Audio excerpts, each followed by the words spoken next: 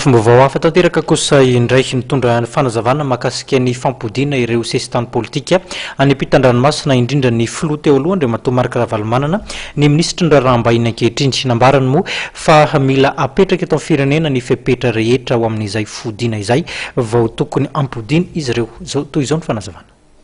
Mbola tsy feno ny fepetra entina natanterahana ny fampodiana tanindrazana amin'ny filoha teo aloha Marc Ravalomanana. Izay no nambara ministra ny ndrarahambahiny Androany Atoandro tao aorian'ny fivoriana voalohany vondrona iraisam-pirenena manohana ny Madagasikara na ny GISM. Betsaka araka izany ny fepetra takino iarahana ny vondrona iraisam-pirenena amin'izany toy ny resaka filaminana. Zany resaka zany aloha dia aleo ianao angamba ny manontany mazava ny Ravalomanana hody te hody marina ve izy. Zay angamba no avaliko aminao izy antanio izy.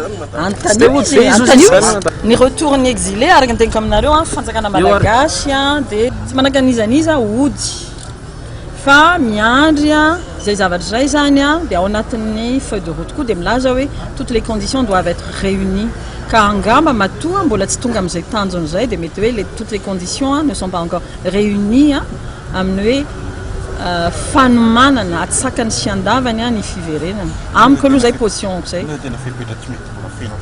inona fepetra ohatra hoe mitondra inona ho an'ny firenena ny fodiana amin'izao fotoana anakorotana sa tsy anakorotana mametrahana aloha zay fanontaniana zay raha ohatra hoe eritreretina fa hoe mety anakorotana ve dia ianareo mieritreritra ary ianareo mpanao gazety ty scoop sy ny karazany dia eritreritra hoe ilaina mody izy no mamaly an'izay antanio izay mahatonga amin'ny teny aminareo hoe antanio izy hoe raha ody aty izy dia inona no entiny ho an'ny firenena.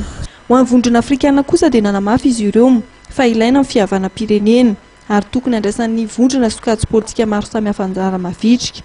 Raha ny resaka fampodiana ny filoha teo aloha Marc Ravalomanana manokana dia nijerena ny fanatanterahana ny tondrozotra saingy misy hatrany izy mifepetra izay takin'izany. Nisafidiny tsy teny ny mahasuvo amerikana sy ny mahasuvo amin'ny vondrona europeana izay anisa mitaky foana ny fanatanterahana ny fampihavanam-pirenena. Ny mahasuvo amerikana dia mitaky hatrany ny fampidiana ireo sesitany politika.